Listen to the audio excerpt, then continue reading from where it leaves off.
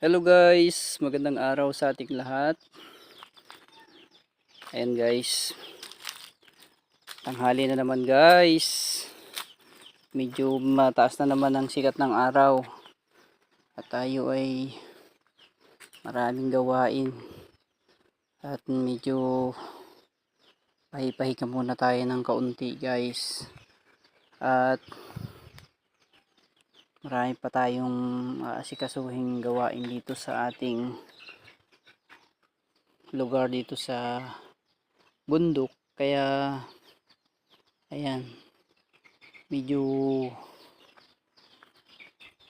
mataas na ang sikat ng araw at tayo ay magpe-prepare na naman ng mga ipapakain natin sa ating mga alagang mga hayop.